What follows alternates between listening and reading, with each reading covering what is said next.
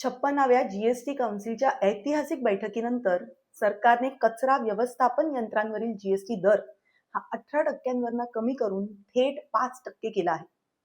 ही सुधारणा चालू आर्थिक वर्षापासून लागू झालेली असून ती आपल्या पर्यावरणासाठी आणि आपल्या खिशासाठी एक मोठी क्रांती आहे. पण ही कर सवलत का दिली आहे? कारण भारताची आजची स्थिती अत्यंत गंभीर आहे. भारतात दरवर्षी 6 कोटी टन हा कचरा तयार होतो आणि यातील सर्वात भीतीदायक गोष्ट म्हणजे काय? तर आपण केवळ 43 दशलक्ष टन कचरा गोळा करतो आणि त्याहूनही कमी कचरा हा प्रक्रियेसाठी पोचतो. उरलेला सर्व कचरा एकतर नद्यांमध्ये किंवा डम्पिंग ग्राउंडवरती डोंगर बनून उभे आहे.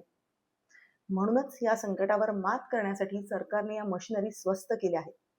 आणि हा जो काही 13%चा टॅक्सचा फरक आहे तो तुमच्या खिशावर आणि आपल्या पर्यावरणावर कसा परिणाम करणार आहे हे आपण आजच्या व्हिडिओमध्ये सविस्तरपणे पाहणार आहोत. म्हणूनच आजचा हा व्हिडिओ शेवटपर्यंत नक्की बघा.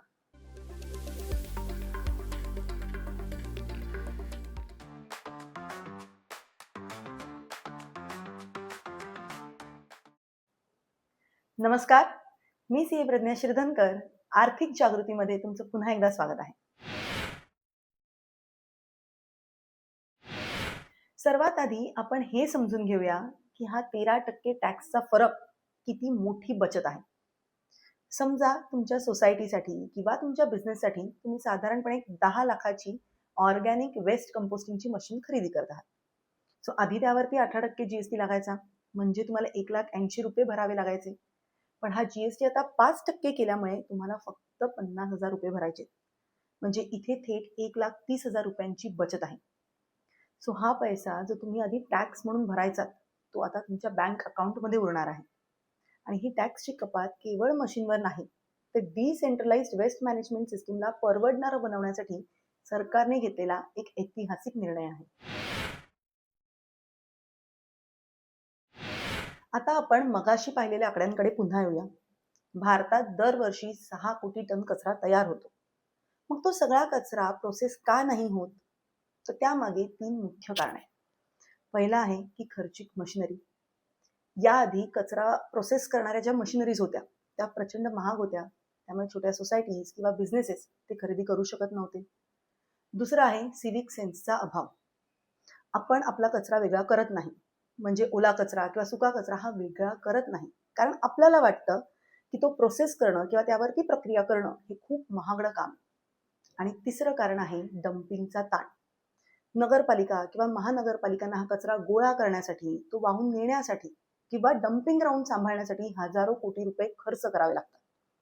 सो आता ह्या वेस्ट मॅनेजमेंट मशिनरी स्वस्त झाल्यामुळे प्रत्येक सोसायटी स्वतःचा कचरा स्वतःच जिरवू शकतील आणि यामुळे नगरपालिका किंवा महानगरपालिकेवरचा ताण कमी होईल आणि शहरात कचऱ्याचे डोंगर उभे राहणार नाही. आता या मशिनरीजवरचा जीएसटी दर कमी झाल्यामुळे त्या तर स्वस्त झाल्या, पण त्याच्यातून मिळणाऱ्या आउटपुटचं काय? सो या मशिनरीजमधनं तयार होणारं जे काही सेंद्रिय खत आहे, ज्याला आपण कंपोस्ट म्हणतो, ते पूर्णपणे जीएसटी मुक्त आहे. त्यावरती जीएसटी लागत नाही. सो थोडक्यात काय, तर तुम्ही कचरा प्रोसेस करण्यासाठी स्वस्त मशीन घेता आणि त्याच्यातून खत बनवून ते टॅक्स फ्री विकता. आणि हाच खरा सर्क्युलर इकॉनॉमीचा भाग आहे, जिथे कचरा हे संकट नसून एक संसाधन बनते. आता हा आकड्यांचा बदल कोणासाठी गेम चेंजर आहे? तर सर्वात पहिले आहेत हॉटेल्स आणि रेस्टॉरंट्स, जिथे रोज किलोने ओला कचरा निघतो. सो आता त्यांना हे मशिनरीज खरेदी करणं जास्त कॉस्ट इफेक्टिव्ह झालंय. दुसरं आहे की मोठ्या हाऊसिंग सोसायटीज, जे त्यांच्या मेंटेनन्स फंडमधनं अशा प्रोजेक्टसाठी तरतूद करू शकतात किंवा असे प्रकल्प उभे सुद्धा करू शकतात. आणि तिसरे आहेत इंडस्ट्रीज आणि इन्स्टिट्यूट्स, जे CSR फंडमधनं वेस्ट मॅनेजमेंट प्रकल्प राबवतात.